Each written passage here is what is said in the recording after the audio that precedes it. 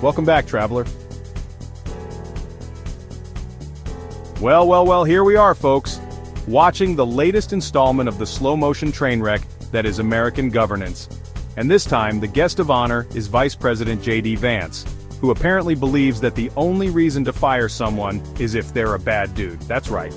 A staffer who got caught advocating for eugenics and spewing racist garbage about Indian people somehow doesn't qualify as bad in Vance's book.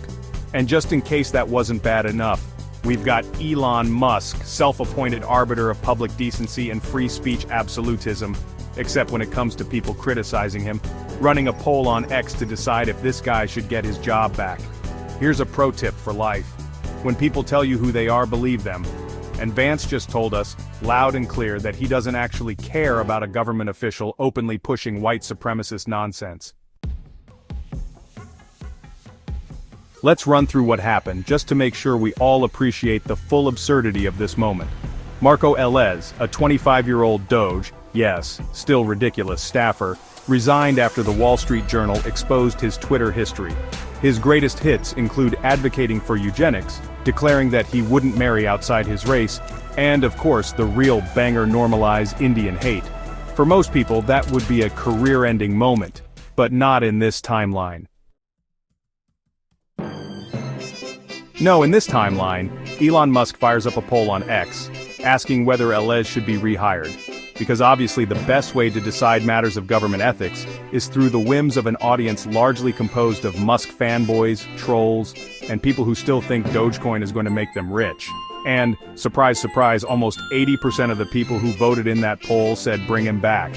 What does that tell you about the client base over on X? Oh, nothing much, just that Musk has turned it into a safe haven for the kind of people who don't see a problem with overt racism, as long as it comes from someone on their team. But wait, it gets worse. Vance, presumably still basking in the glory of his vice presidential role, responded to Musk's poll with a full-throated endorsement of Elez's return. His reasoning? We shouldn't reward journalists who try to destroy people. Ah yes, the real villain here isn't the guy who is openly advocating for racist garbage while working in a government agency. It's the reporters who exposed him.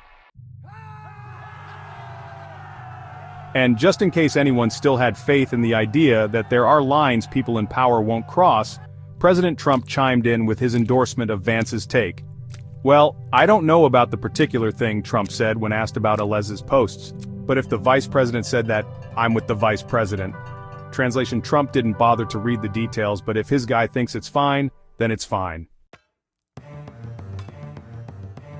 Oh, and just to add an extra layer of what the actual hell is happening, Elez was approved by a federal judge to have access to the Treasury Department's payment system just before he quit. That's right, a guy who tweets about eugenics and racial purity was in a position where he could have had his hands on sensitive financial data. But don't worry, folks. Treasury Secretary Scott Bessent reassured everyone that these guys are highly trained professionals. Sure, buddy. Meanwhile, over at the Energy Department, DOGE staffers have been snooping around IT systems, prompting a whole new round of questions about who exactly is being handed access to government operations. But Energy Secretary Chris Wright wants you to know that none of them have security clearances, so there's nothing to worry about. Ah yes, nothing at all to worry about. Just a bunch of young, unqualified, ideologically driven zealots running around in the halls of power, getting second chances because the vice president thinks being racist on the internet is just a youthful mistake.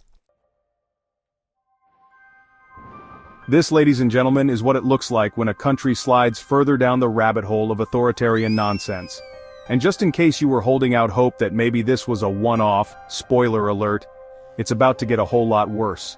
Drop your thoughts in the comments, hit that like button, and if you want more deep dives into this ongoing dystopian fever dream, don't forget to subscribe.